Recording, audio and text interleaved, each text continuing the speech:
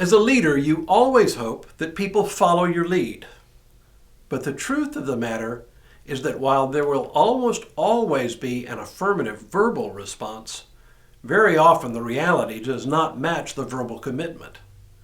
Said in plain English, people will often say they'll follow you, but when it comes right down to it, when it comes time to get stuff done, well, they'll find other things more exciting or more pressing, leaving you in the lurch. Maybe they agree on the front end because they don't want to disappoint you. But when it comes time for actual follow-through, they are nowhere to be found. I don't know any minister anywhere who hasn't experienced this phenomenon. So when I read of the account of Nehemiah's call to rebuild the walls of Jerusalem, I have to admit I am genuinely envious. Hello, I'm Stuart Baskin, pastor of First Presbyterian Church of Tyler, Texas, and this is your daily devotional for Friday, January 14th, 2022. Having ridden out under cover of darkness to survey the walls of the city of Jerusalem without even announcing his plans to the local Jewish leaders, Nehemiah confirmed what he had heard when he was in Persia. The walls were destroyed and the gates burned.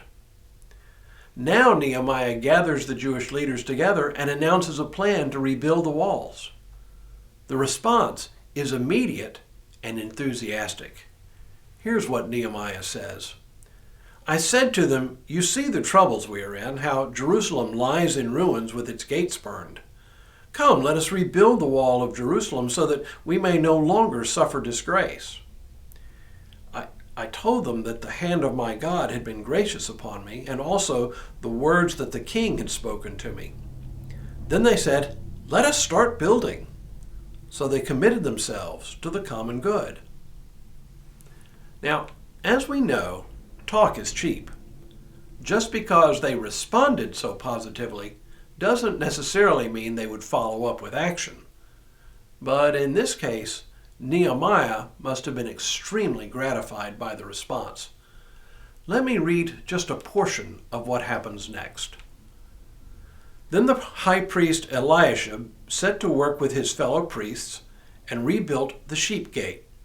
They consecrated it and set up its doors. They consecrated it as far as the Tower of the 100 and as far as the Tower of Hananel. And the men of Jericho built next to him. And next to them, Zakur, son of Imri, built. The sons of Hassanah built the fish gate. They laid its beams and set up its doors, its bolts, and its bars. Next to them, Meremoth, son of Uriah, son of Hakaz, made repairs. Next to them, Meshullam, son of Berechiah, son of Meshezabel, made repairs. Next to them, Zadok, son of Bana, made repairs. Next to them, the Tekoites made repairs. But their nobles would not put their shoulders to the work under their lord. And it goes on like this for an entire chapter. Nehemiah gives an account of who took the reconstruction of each gate, and after he says who rebuilt each gate, he describes who took on the building of the walls between each gate. It appears as though the whole city got involved with the reconstruction project, each group taking on a portion of the wall or one of the gates. The one sour note here is that the leaders of the Tekoites didn't share in the work as enthusiastically. But on the whole, many groups took part in the rebuilding project. Two things become abundantly clear here.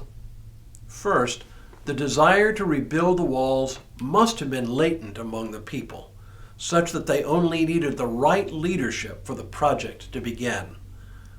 Apparently, Nehemiah was the right leader for the right project at just the right time. Second, no project like this could be accomplished without the commitment of many people. Walls like this take time and effort to build. We're not talking about a garden wall with perhaps the thickness of a couple of bricks and maybe 5 or 6 feet high. Estimates based on archaeology indicate a wall with a circumference of about 2.5 miles, almost 40 feet high, and some 8 feet thick. That's a lot of wall to construct. But by now, You're accustomed to hearing about trouble along the way. And so when we return tomorrow, Nehemiah's project runs into a major potential problem. How the people overcame the problem is a fascinating story. But for now, may God continue to bless you and keep you in all that you do this day and in all the days ahead.